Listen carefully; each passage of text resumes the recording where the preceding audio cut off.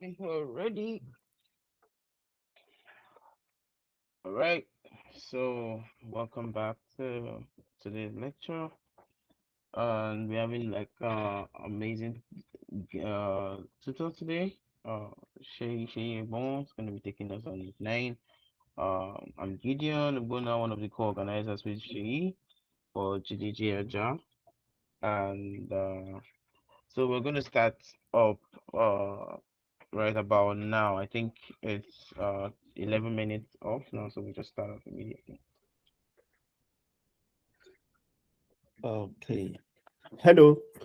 Welcome once again, everyone. Uh, I I trust you have had some kind of week.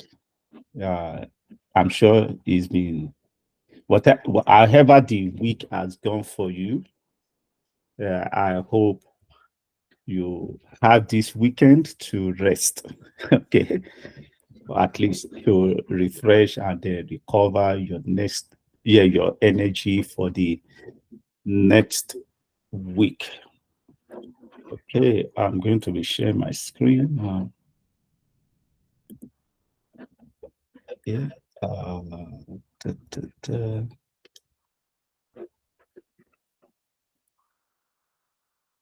Okay.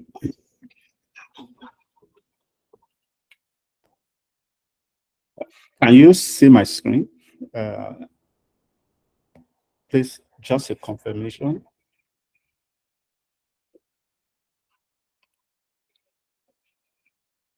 Okay, yeah, I can see. All right, good. Thank you. So, we are getting towards the final uh, stage of the journey. It's been an interesting journey so far. I believe you have learned a lot. You have been challenged in taking much more interest in the topic of data structures and algorithm. Okay.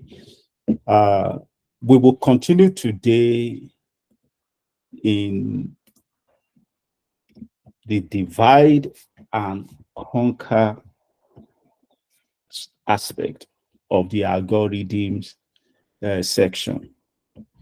So just follow with me. We are going into details about these algorithmic approaches. And today, I'm going to be looking at not just the divide and conquer, but also the greedy algorithm. Okay, as a foundation, because the greedy algorithm is at the lower level to the divide and conquer, which also is at a lower level to dynamic algorithm. Dynamic algorithm is also lower or at the same level to certain other algorithms, some magical, symbolic, mathematical algorithms. Okay, we don't need to go that level, but for our introductory stage and part of foundation building, we kind of need to understand the greedy algorithm as it relates to divide and conquer algorithm, and especially as a way to know what to avoid. In fact, that is very important. You need to know it so you can avoid it as much as possible and then think of alternative options. Okay, then we'll end with some practice along with the way we just see some codes and then put it in context. All right. So we'll be a bit fast. Okay, so when we talk about greedy algorithm, interestingly, unlike how I've been having these sessions so far, typically I will show a picture that seems to represent the topic of discussion, but I couldn't find something good enough for greedy algorithm. Right? I couldn't just find a picture, a meme. Oh, I didn't look at meme, but I couldn't find pictures, images, photos, or look around my environment for something to represent greedy. Maybe somebody has another idea. Will somebody volunteer to help me? Do you want to suggest a picture? What comes to your mind when you think about greedy algorithm? Somebody stealing something, Oliver Twist asks for more. Uh, you know, so if you can't think of anything, I think that also is a statement about the greedy algorithm. Okay, because as we go, let me see if anybody posts anything. I can't see the chart. Okay, all right. Okay, I'm looking at the chat now. I can't see any post, anybody suggesting anything for greedy algorithm. So that is in order. Okay, the greedy algorithm is, as you'll find out in this uh, discussion, neither here nor there. Okay, as they put it, it is basically what we'll call a heuristic approach to finding solutions to optimization problem. Okay, as an heuristic approach, uh, it is not very well defined. So that's why we use the word here loosely defined, and it's based on trial and error. Okay, so an approach to algorithm that appears to be ad hoc. Okay, you know me, I guess you know the meaning of the word ad hoc. Okay, ad hoc being that you look at the problem and you try to solve or find a solution to the problem uh, based on what you observe about the data without using a specific approach. Now, that is important without using the specific approach, because you'll find out when we get into divide and conquer and dynamic structure, you think in terms of approach like a framework. So you see a problem and you're saying, okay, I'm going to bring this tool, this divide and conquer approach to solve this problem.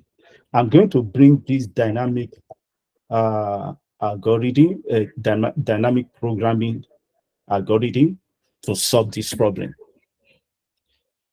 Greedy algorithm or greedy approach is not like that. That's why we say it's loosely defined and trial based. Okay. It's intuitive, again, based on how you look at the data and also how you feel about the problem. Okay.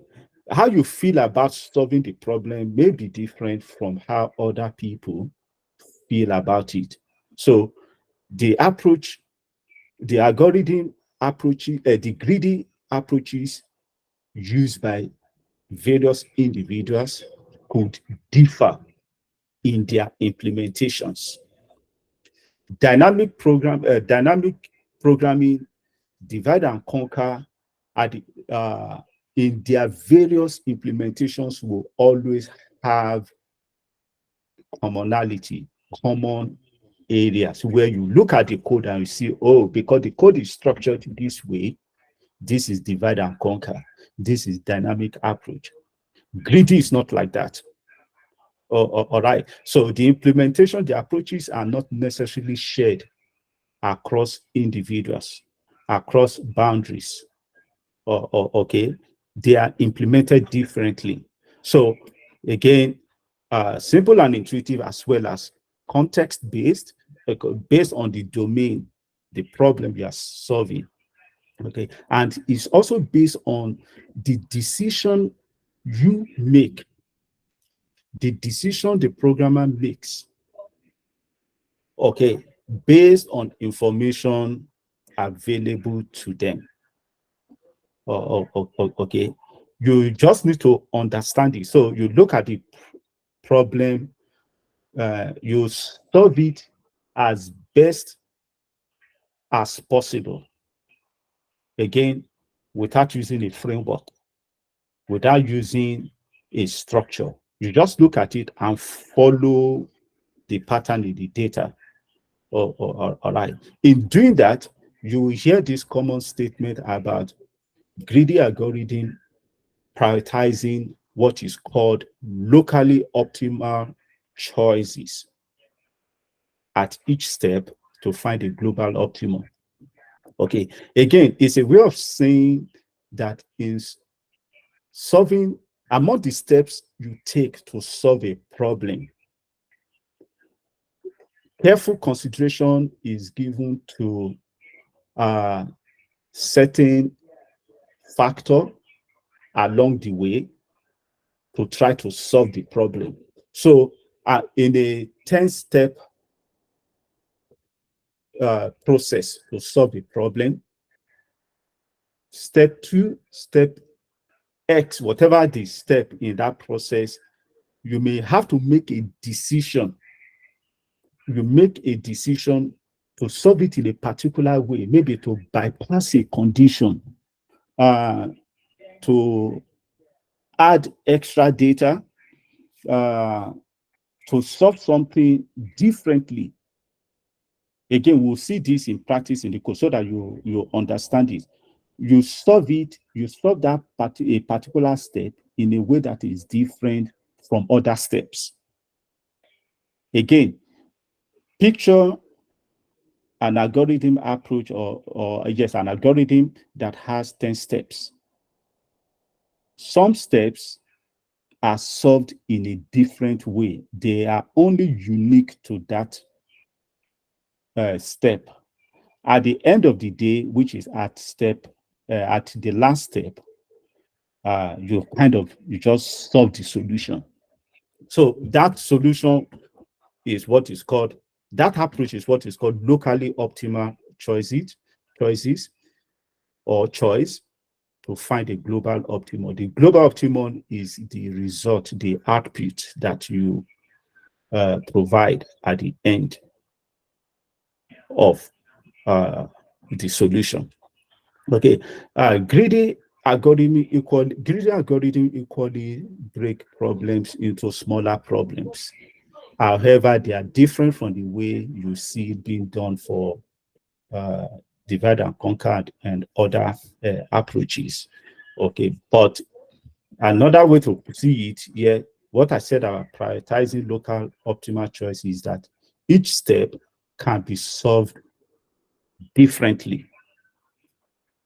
Again, you see it in comparison to divide and conquer. They can be solved differently. And that decision is made because you're trying to optimize what you know about the problem and the solution, and that makes you safe. You make a safe bet, a safe decision. Okay, you hear that word being safe. These are common terms you hear in about greedy, safe. You are concerned about not safety with respect to security. All right, safety as a guarantee that you will get a global optimum, the actual result of the actual result that you want. No, okay. So it's a safe bet. As safe as it is, it may not be optimal for most cases. Okay, it's greedy because you make a safe bet. Making that safe bet in most cases doesn't consider other factors or other scenarios, other considerations that you need to be mindful of. So some criticize it for being naive or short-sighted. Again, is looking at the data, is solving it based on what is local in your implementation, considering the characteristics of the problem. Okay, so we say it is short-sighted. However, it can also produce, in some cases, better or acceptable results. Yes, there are problems that greedy algorithm solves optimally. So again, this is like a justification for knowing it. And if you start solving a problem with greedy algorithm and you compare your solution with other approaches and they don't give you a better runtime in terms of time and space complexity, then you are just better off staying with the greedy choice you have made. And of course, that also means that if the data grows, your runtime does not, grow exponentially. Okay, so if you don't have exponential growth with this greedy approach, yes, but in most cases, you are likely to run into exponential problem. I'll show you why shortly. It's an approach that you may have to use as a starting point when you are trying to solve a problem. Well, okay, you start with it and then you begin to optimize with a divide and conquer. Okay, or let's put it this way. In some cases, you see some people would tell you that in some books, or some would let you know that if you have to solve a problem, start with how it feels to you. It may not be greedy yet. Just do it the way it appears to you. It comes to you naturally. Once you've done it, then make it improve on that approach by making greedy choices. So you bring in the greedy algorithm approach, then divide and conquer dynamic programming and all. But let me go back to starting naturally and give you an example of that.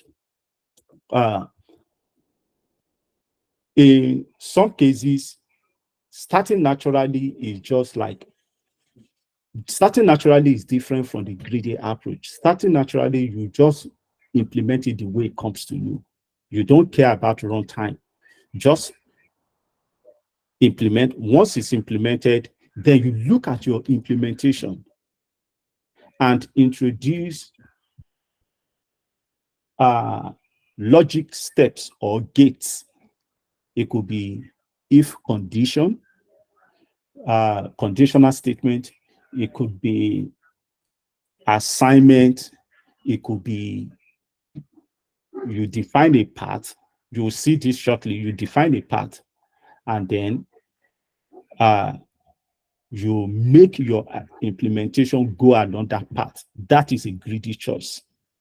By making that decision to go along a path with a conditional statement, you have bypassed something. You've cut off another route. You understand? In that way, by cutting off another route, is a way of saying you are not considering those data. Okay, it reduces the number of iterations, the number of elements, and in this case, transactions that your applications run. Okay, so one way to look at it is look at it as the thought process. The thought process of the greedy algorithm, like imagine you've got this kind of tree. Okay, you have this binary tree and you have to find a number. Oh, okay. Say you want to find the largest number in this tree. Uh, a greedy choice or a greedy approach will start at the beginning here and take, okay, this is my root node. Check the immediate binary nodes, the child nodes, check for which one is bigger.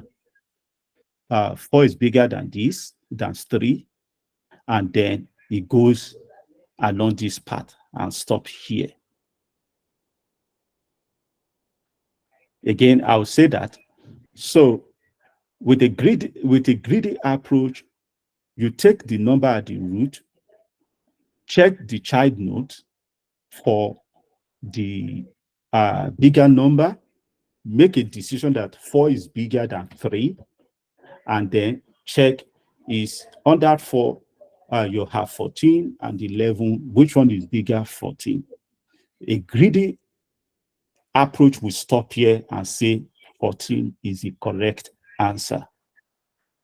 By making this decision, it has bypassed this route, this path, not knowing that along that path is an awkward situation where you have a bigger number.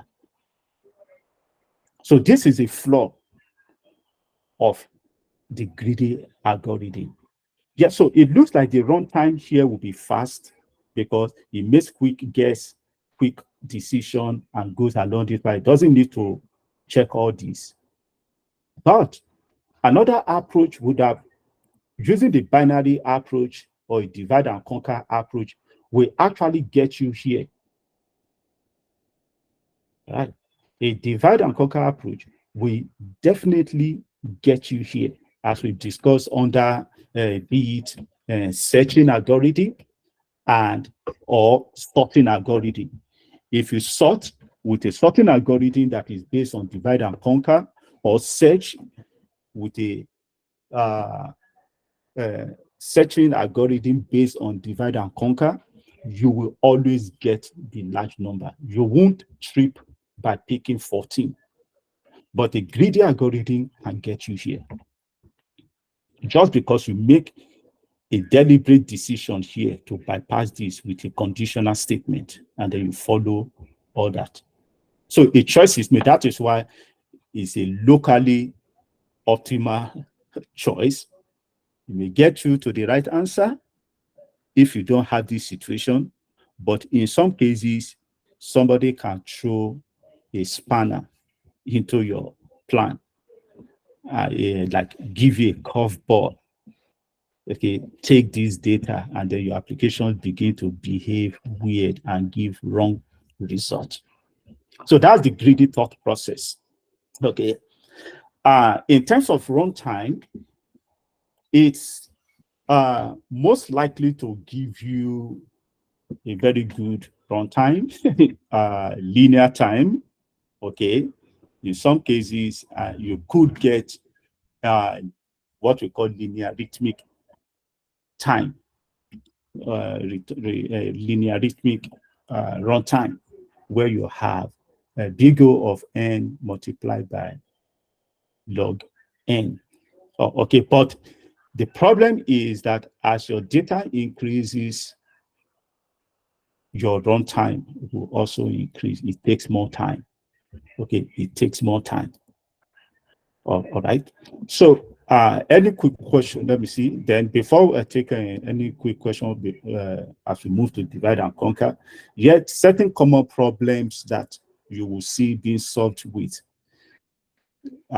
greedy algorithm, knapsack problem, minimum spanning tree, scheduling, finding largest number, and grouping entities. Those are problems you may want to also look at.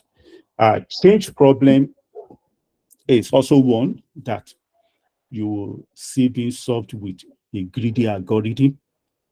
Again, it may not be optimal, just to be aware of that. But in some cases, you may be asked, or you may just want to compare your implementation with a divide and conquer or dynamic programming approach.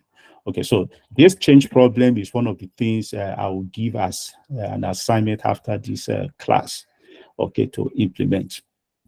Okay, grouping entities or items with greedy algorithm. Yes, uh, I have the code, the JavaScript code here.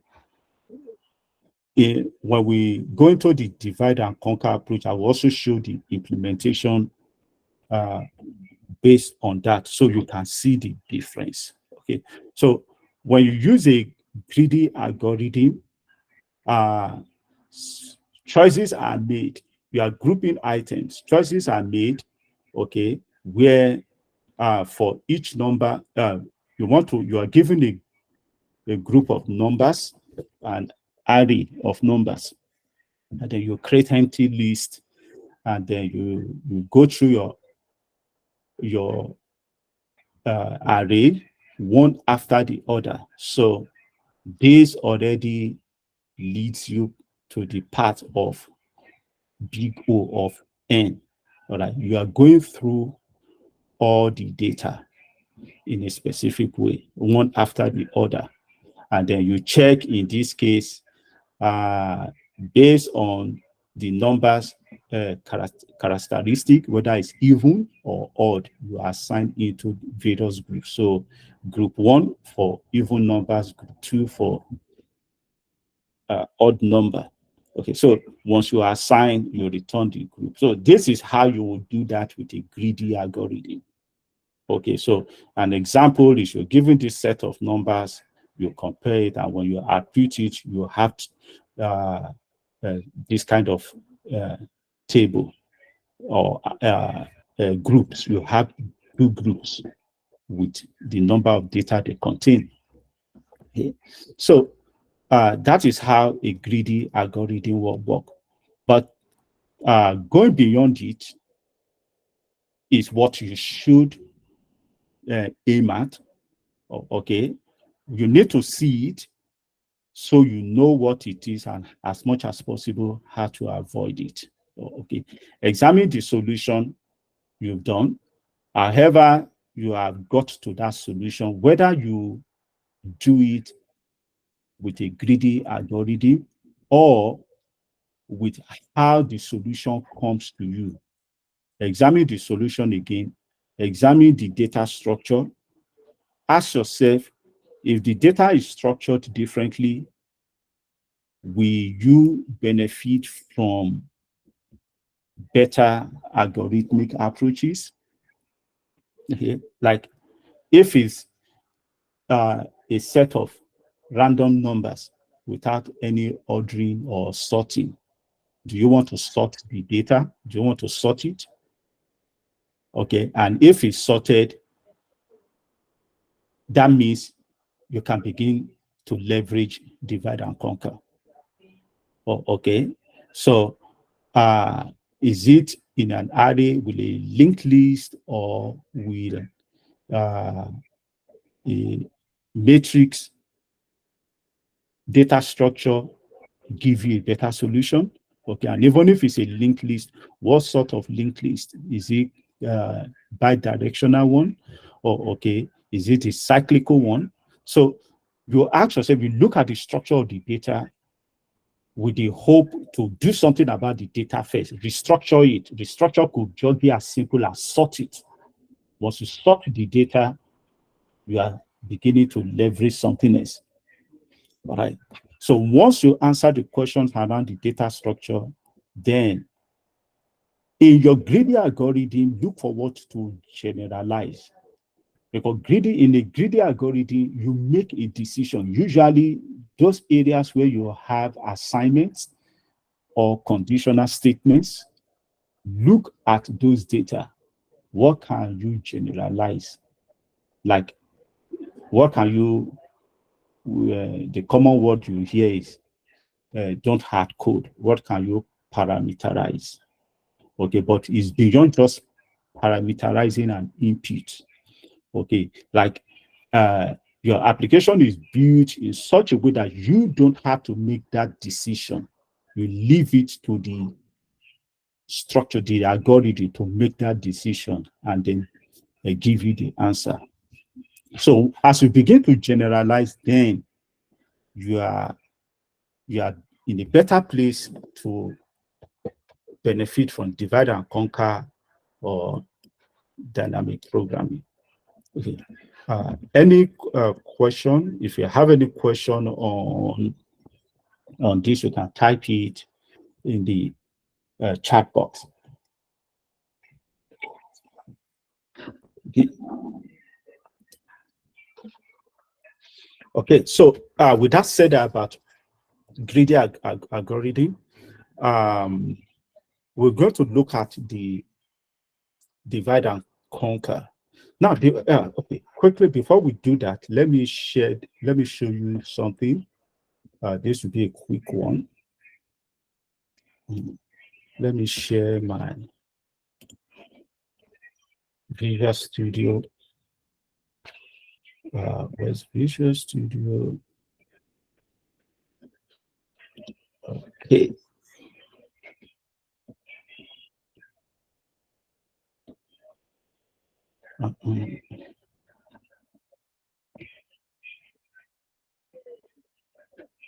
Okay.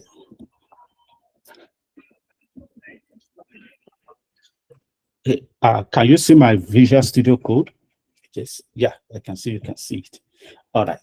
So, you got a situation here where we are all familiar. I guess you're familiar with what is Fibonacci number sequence. Okay. Where you're given a number. You're given a number, a Fibonacci sequence of a number. You're given a number, and all you have to do is begin to add the numbers together. The series of numbers you're given, you begin to add the adjacent number until you get to the last number. So you'll find the next number by just simply adding the two numbers before it in that series. So what we'll do here is, okay, font size is small. Hold on, let me do something about it. Font size.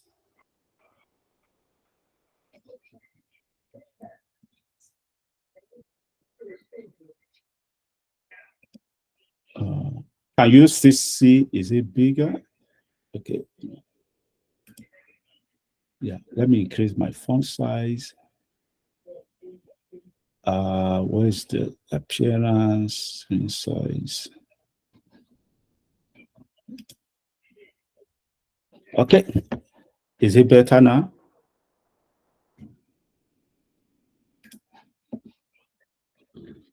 Let me zoom in more.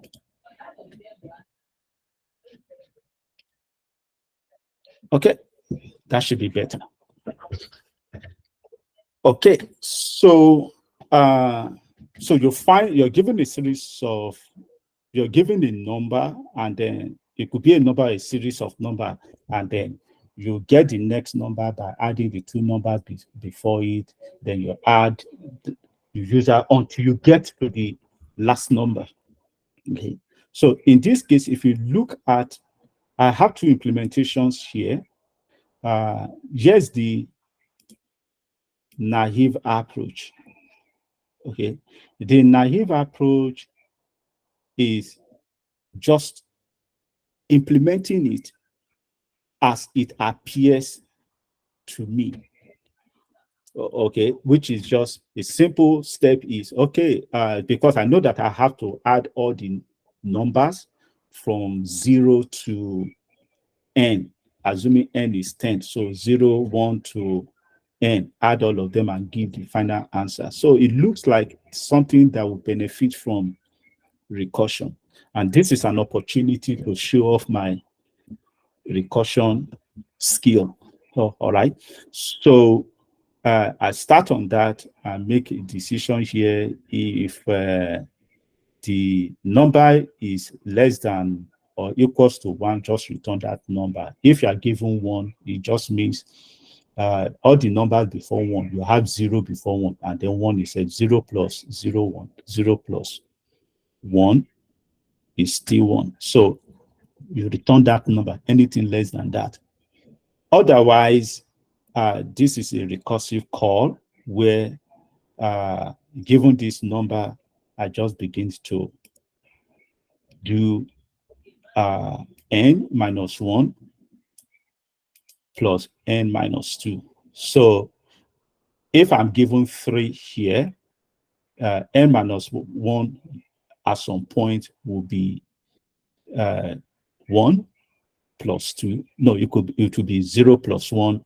You get at that answer. Then 1 plus 2. Then 2 plus 3. 3 is the last number. So you have a recursive step here, which will, this works. Okay, this works for simple scenario. For it works very well. It's okay. Okay. So for another approach is, now I have another approach here. This approach is more of a greedy approach. So this is a greedy approach. Okay. In this case, I create an array from the given number. If I'm given 20, so I have 0 to 20 here, create an array from that, and then begin to make my greedy choice. I don't need to make any computation here. So in the array, I just created an empty array. This is just an empty array to store the results of the computation, so that I don't have to compute this many times. If we have more time, we could go into details about how this recursion works, where at some point you'll find out that the numbers, the computations are repeated in recursion. Your computations, like if say 0 plus 1, that depending on the number of depending on the number you're given, you could have 0 plus 1 repeated 2 times, 3 times, or more than that. Okay, so this is always going to have problems, especially with memory. Okay, so the solution here is I create an empty array and I begin to store the result in the array. So I know that the first one, the result of 0 at the first index of my empty array is 0. So I just stop 0 there. I don't need to compute. 1, the index 1 will also be 1. Then from index 2, that is where computation begins to happen. And in computation, I don't use, in this case, I'm not using recursion anymore. I only just do the last 2 numbers before my ith index. So I minus 1, if I'm on the second, if I'm on 2, if I get to 2, that will mean 0 plus 1. I minus 1, I minus 2. Give me the result. It stores the result in that position. So this is computed just one time. And at the end, return the result. The final result will be in the final, will be at the last index, which will be index n.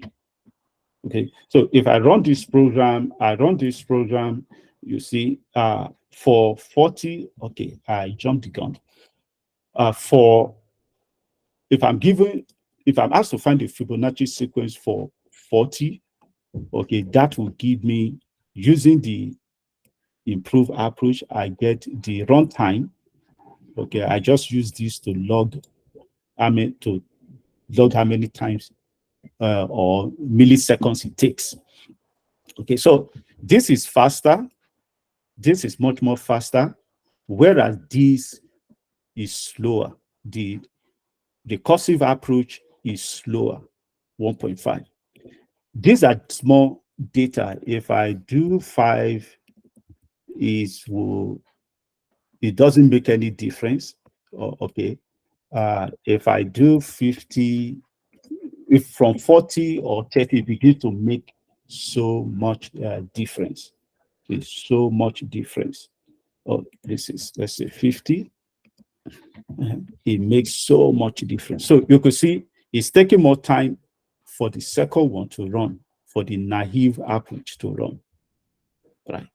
Just getting Fibonacci sequence of 50, which is a very big number, because Fibonacci sequence using the recursive approach grows uh, exponentially. You can see it's still running. So I'm just going to stop this. Shouldn't crash my computer.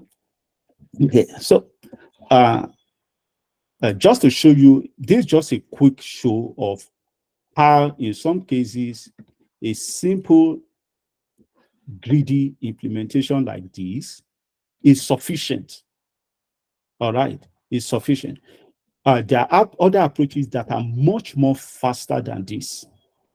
Okay, but even for that, this greedy approach is very, very fast for, let me see, 100, get 100 is fast. Yeah. Okay, yeah, you can see very, very fast. So the it's just very, very fast. I see the number, a very big number. Okay, let me pause this. Okay.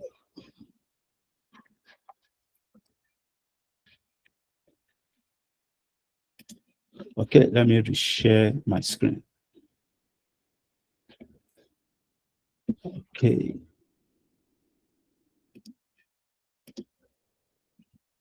Okay. So we've seen that in some cases, the greedy approach is not together bad. All right, it could really, really help. Right. Now, going to divide and conquer, this picture is very good for you to have in mind. This is the approach. Luckily, we can easily represent divide and conquer visually. So when you think of divide and conquer, think of a picture like this where you break your stuff. This is problem. You break the problems into sub problems until it gets to a stage where you cannot break it further. And then you begin to combine your solutions to get the final answer. Okay, so that's how it works. This approach is common to everything you will see about divide and conquer. Just something like this. Okay, is the same. Unlike greedy algorithm, we can't easily have it. So your divide and conquer, you are free to use it for any purpose, including uh, using it to divide your enemies. All right, because whether they are enemies or problems, they are all bad things, right? Okay, so that's just a joke on to add a little spice. So divide and conquer is just a way to break your problem or your complex problems into smaller problems. By breaking them into such smaller problems, they are then easier to solve. Once you solve them at the subatomic level, so to say, then you combine the answers at that level, roll up all the answers, and then you solve the original problems. So you break things down and then reassemble to combine them.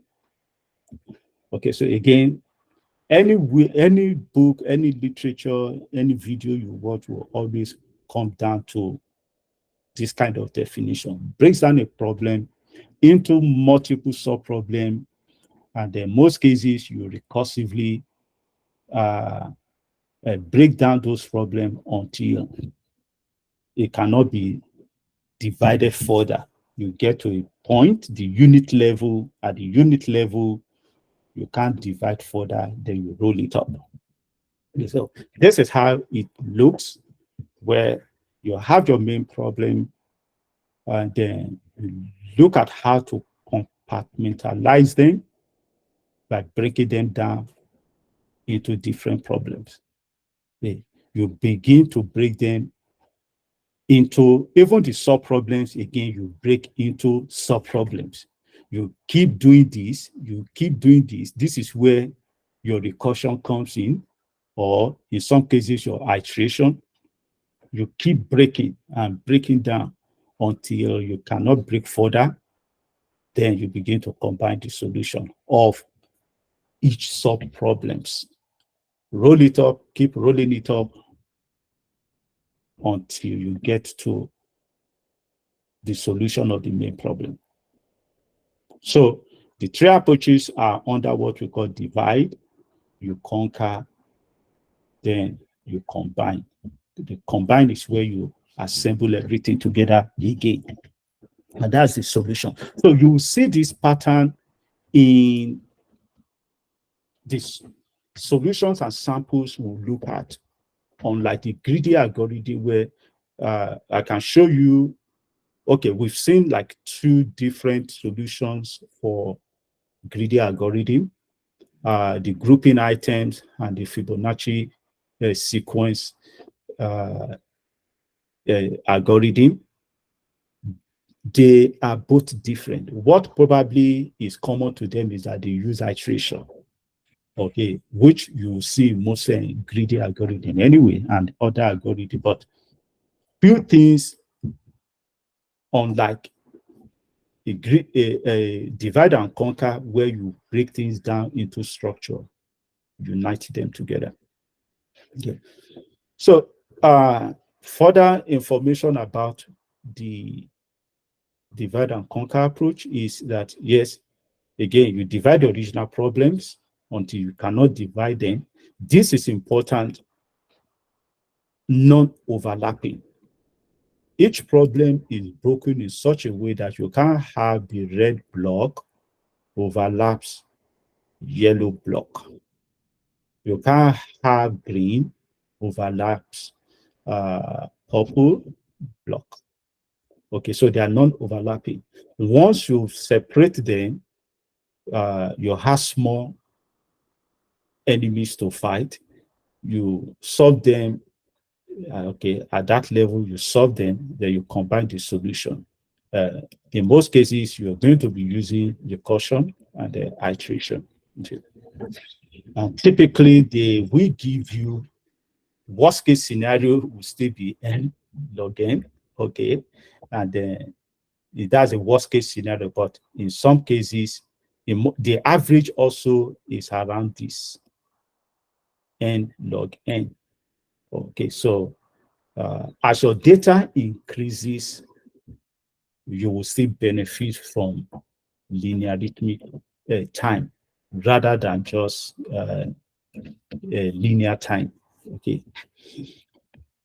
Space complexity, if you're using the recursion, you have more impact on your space, because in recursion, your computation, your output build up in memory. It creates extra space in memory to be able to keep combining those outputs or results together. And so you'll likely have a big O of n in your divide and conquer, but your time complexity usually will not exceed this. And this is why sorting algorithm based on this, and even searching algorithm, as we discussed in previous weeks, are very, very fast, very fast. Okay, again, this is a way to visualize what is happening in terms of divide and conquer.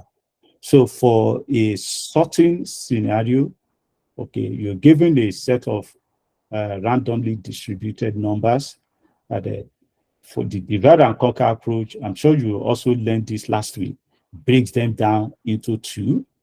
okay, at this level, then this level breaks it into another two on this side, breaks into another three on this side. Then you get to this point where you get to the unit level. At the unit level, you cannot divide further. Okay, you can't divide further. So this gives you a tree structure. This is why this is the foundation for binary search. Okay, this is a foundation for sorting, those sorting algorithms that use divide and conquer. This is what they benefit from. Binary tree. So once you have a binary tree, your your search, your sorting is much more efficient. So at the unit level, you begin to combine the answer. Okay, you compare this and this. This is larger, 38 is larger. You put it in front. You combine this result of this. You combine the result of this. Then this is one you combine. You can see as you combine, eventually you get a sorted set of numbers. So you will see this in most of the implementations. You'll see it. Something like this, there's always that tree structure. And the data structure that gives you this, or that lends themselves easily to divide and conquer uh, your array, your linked list, okay, as much as possible. If you have your data structured or given to you in an array or in a linked list, whatever type of linked list, you can think of a divide and conquer approach. Yes, matrix list, I shouldn't forget to add. Yes, matrix also, uh, as we also discussed last time, structures like what do you queue and stack, okay, does not easily lend to this approach. Because you just have to traverse, you have to go through all your items top down or bottom up. Okay, so, but for structures like this, you benefit easily from the divide and conquer approach. Okay. So again, it's not surprising that merge sort, as you learned, quick sort, okay, which are based on this approach, are very, very fast. Very fast. Like they are staggeringly fast. It doesn't matter the number of items you have to sort. Using this approach is verified. There is no greedy algorithm or other algorithm that is faster than this.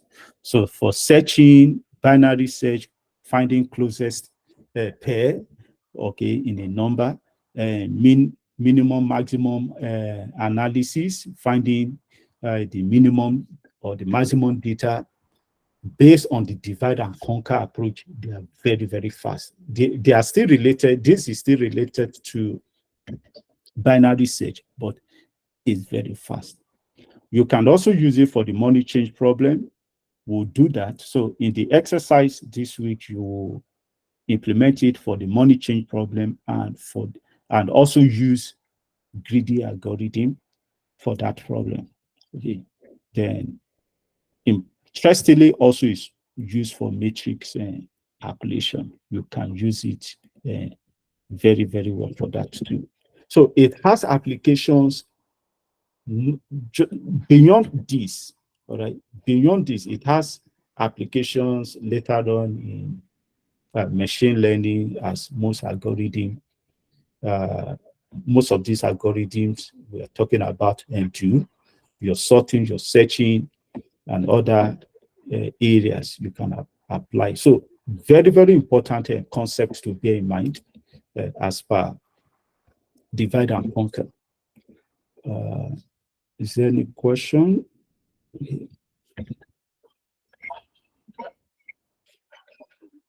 Okay, so We are going to take like a 1 minute break. Let me get some water. Then we will go into some samples.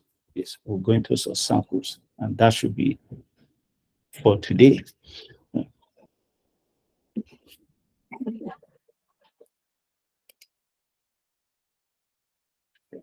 If you have any questions, please type them in. I'll be back in an hour, in a minute.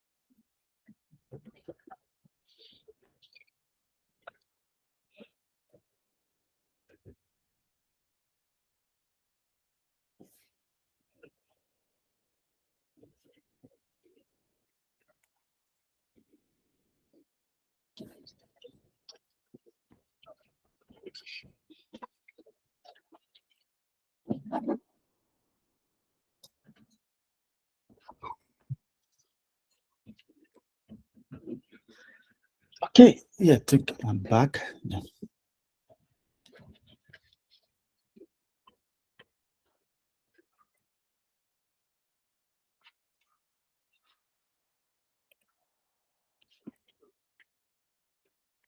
Right. Any questions so far?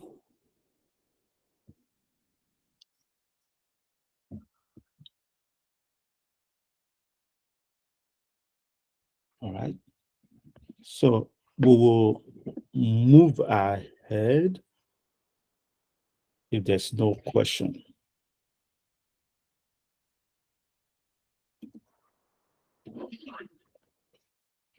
Okay. So we have a couple of examples here to show for uh, divide and conquer, and then we'll begin to see the similarities in these implementations. So initially, I showed the implementation for greedy algorithm, grouping items with greedy algorithm. And then, so if you look at it, yes, this is how it works, right? For divide and conquer approach, you see something different. If you recall our the sample when we discussed searching and even sorting and other codes you've seen about binary search, especially, you'd have come across this concept of breaking things and then eventually merging. All right. So in sorting or in merge sort, which we'll see also, you break up things, you sort what is on the left, you sort what is on the right, and then you combine the results. So you see something similar here where you have a set of items, and then as you go down, you break up the item into left and right. You have some on the left, on the right. You get the middle, use the middle line to divide left and right, and then group what is on the left, group what is on the right. Eventually, you merge the groups. Okay. It's the same pattern you see in merge sort. So this is a merge sort implementation which you've seen before. Again, you see you merge sort what is on the left and then on the right. Okay, this is the division part.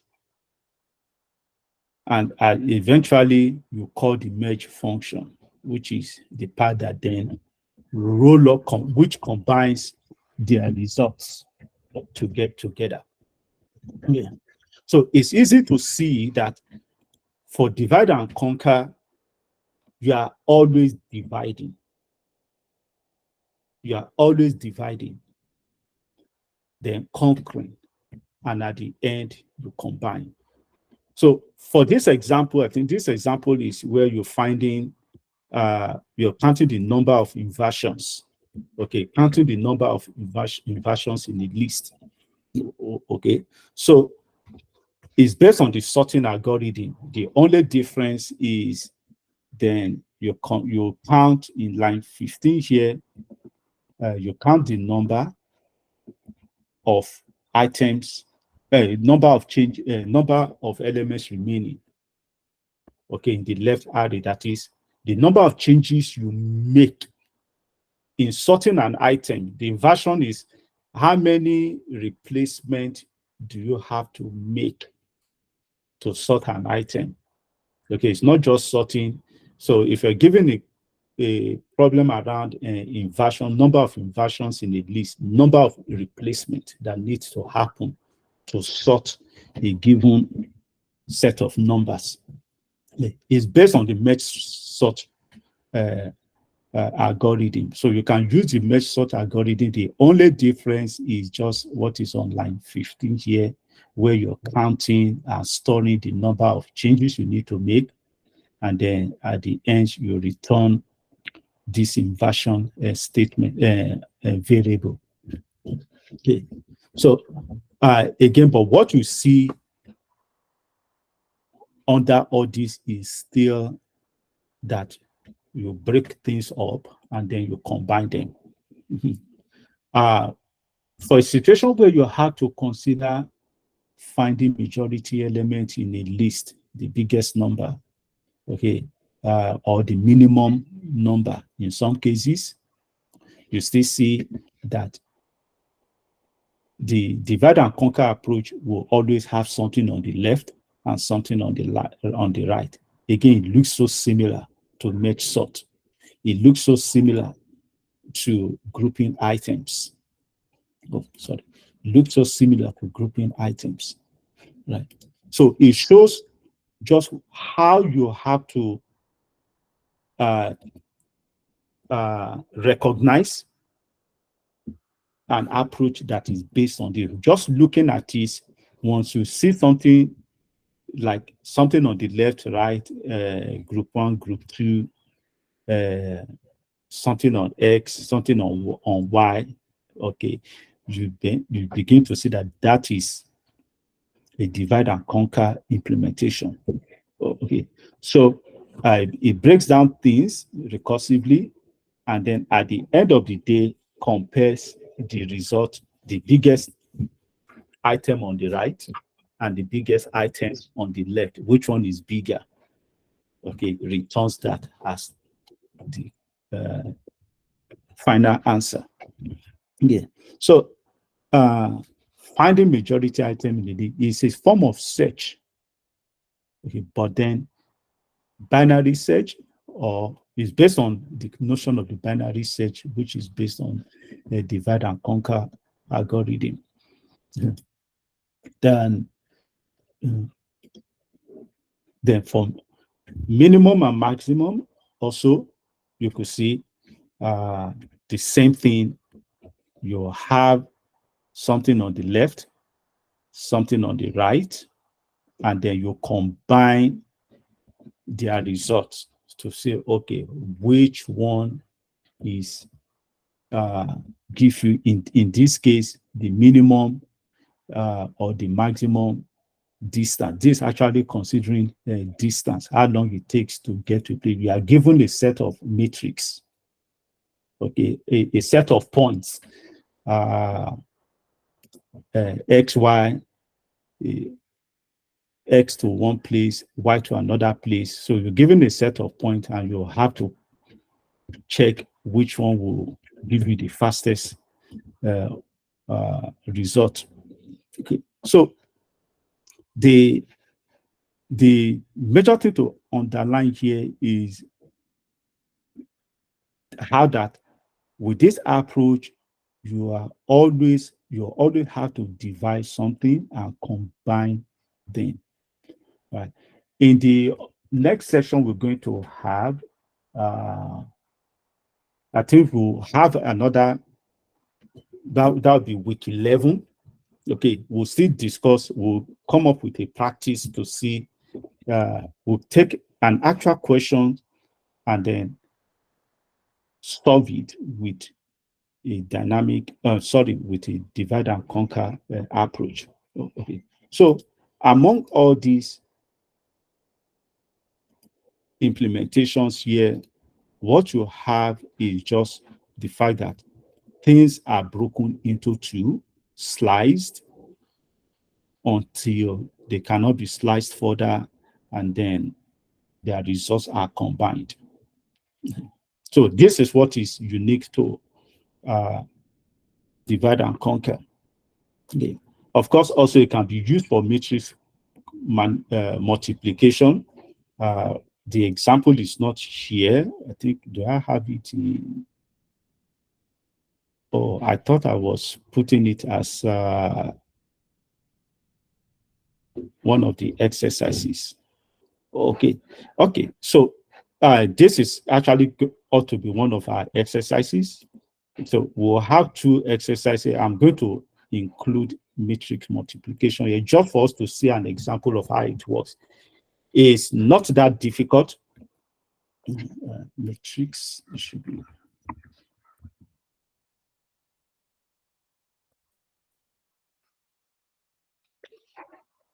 Matrix, especially when you have to apply this to solve polynomial questions. We'll see how that works. Mhm. So, um, is there any question? Okay. I think, okay. Well, can you run this so we can see the results? Okay, we can actually see the results. I think we have run some of these before, right? Okay. So let me turn to my Visual Studio.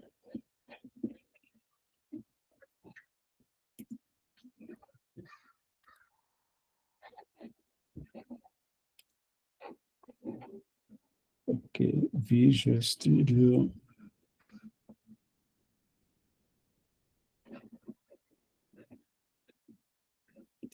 Okay. All right. So we have this. Okay, I think I should have something here. Yeah.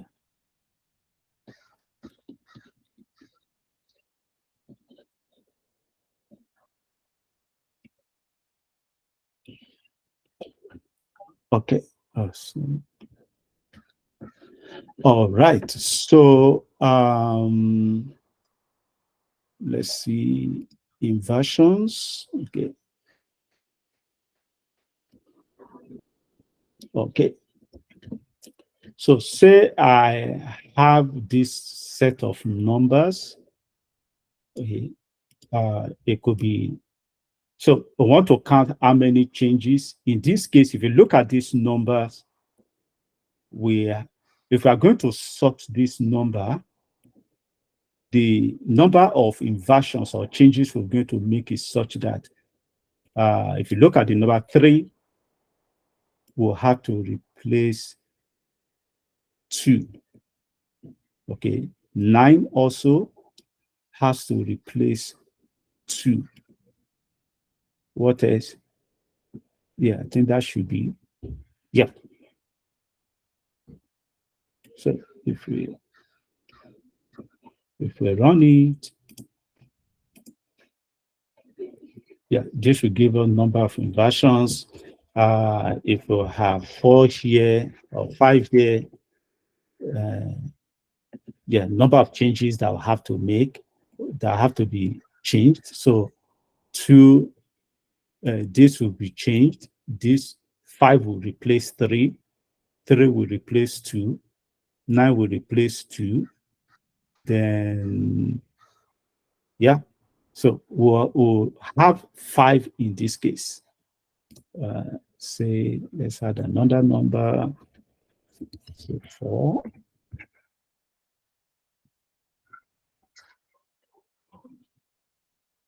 So number of inversions. So number of changes that will have to be made in this case, because 5 will replace 1, 2 will replace 1, 3 will replace 1, 4 will replace 1, 3 will replace 2, uh, 9 will replace 2.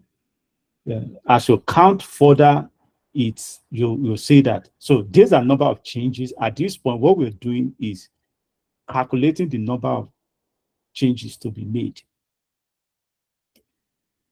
or that are made as we stock the data. So, okay. So the counting number of changes in this case actually still based on the merge sort algorithm. It's essentially the same thing. This is merge sort implementation with a recursion to begin to slice and break down the problems. As we break them down, then we merge. When merging, we count number of pushes towards the right. Yes, if we push to the right, it shows the number of changes you are making, number of swaps or replacement that are being made. That is why we're pushing to the right. Okay, and as we do that, we get the number. Once that is done, we return the result of the inversions. We will return the result. That's 11. Yeah. Let me see the other one I have here.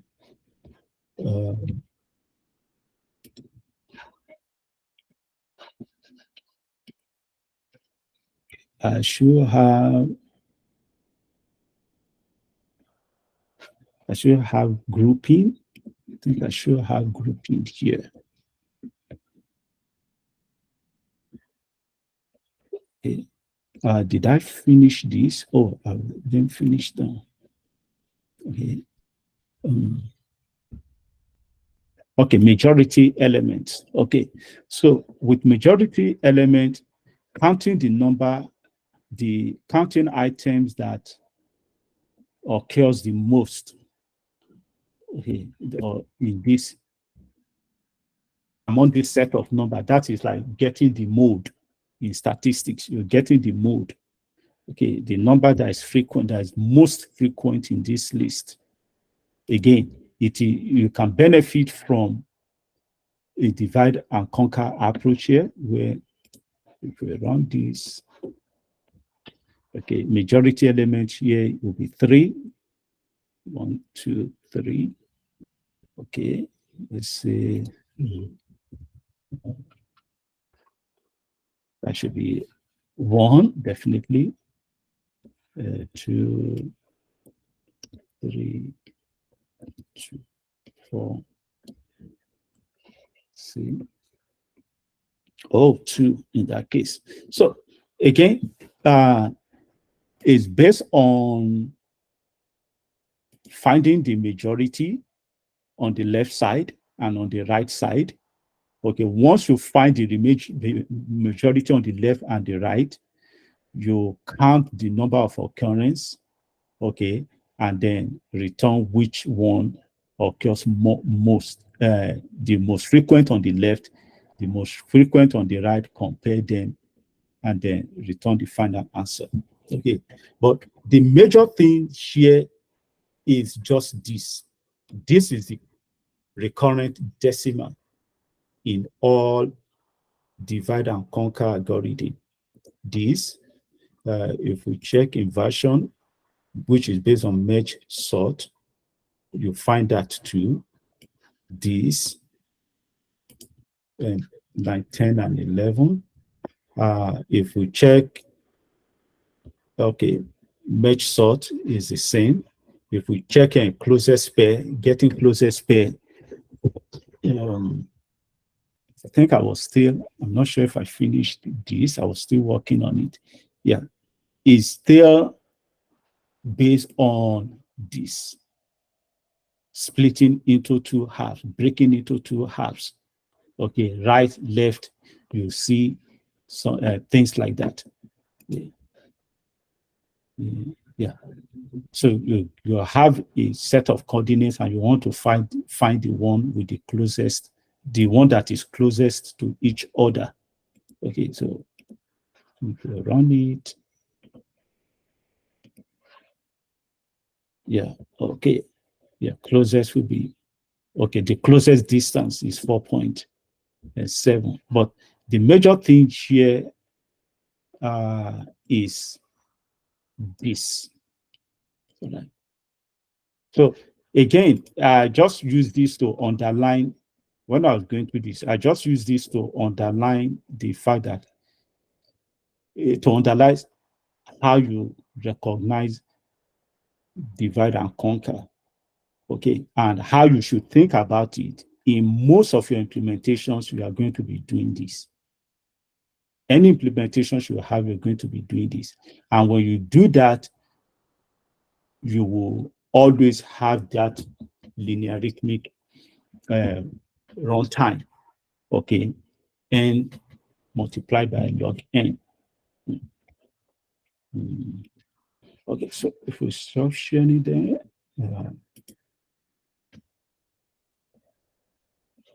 okay, can we have this in the GitHub for future reference? Sure, sure. I'll post it. I'll post it in the GitHub file.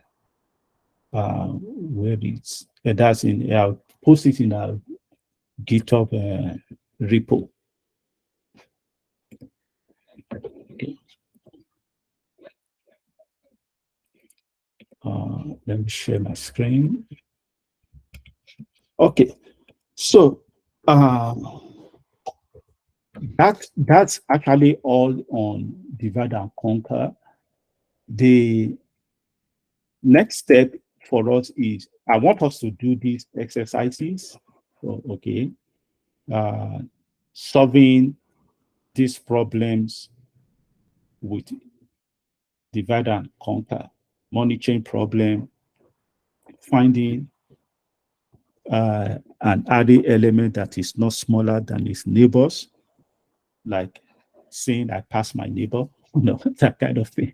So solving the peak problem, then matrix multiplication with divide and conquer. This is very fast. Last 2 weeks have been so busy, had some things to work on. In the next few weeks, I think I should have time for this matrix multiplication. Okay, so I'll post it on our GitHub repo along with the ones I have on my computer that I showed. Right.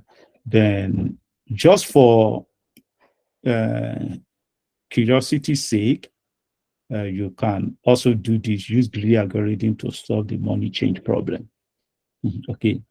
Once you do that, try with different denomination or different coins, and then see what it is like. Okay.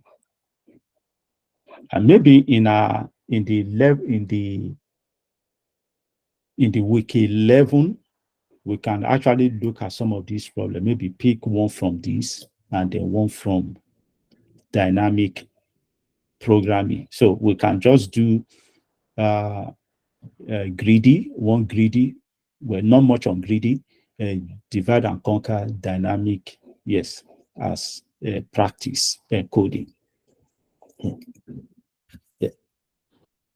Okay, so that will be all for today. Any question?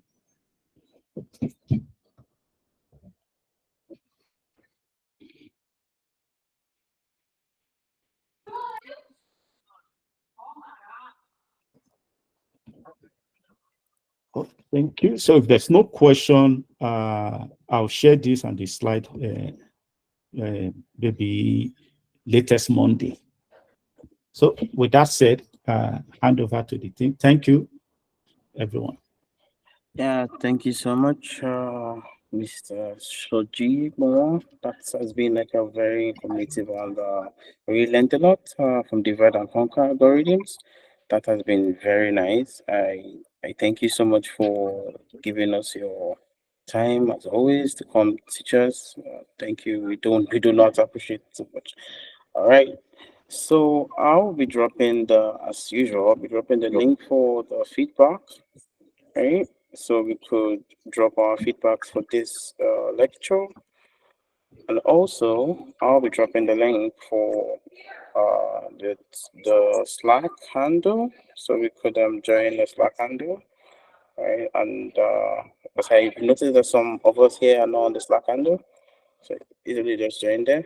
So I'll drop both links on the comment section, so you can go there and join them. And it's a wrap. Thank you so much, everyone, for joining this call. Hope to see you next week. Remember, always stay hydrated and always want to learn. Thank you. See you next week. Bye.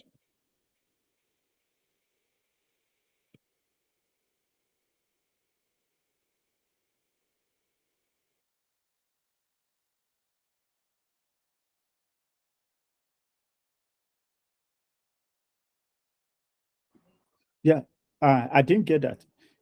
Did you? I think I saw someone say if the video should be released before Monday.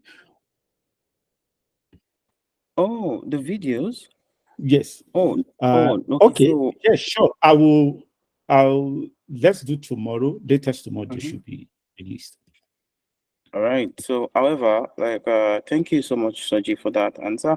So we have like the whole session being recorded, and also the code labs will be available on as soon as it's available from the lecturers. It's going to be available to all students. So we do have like a YouTube platform. We are uploading those videos there. So it should take about a day for you to be able to like, see the like this lecture. And I think that's just it. Right. Any other question again?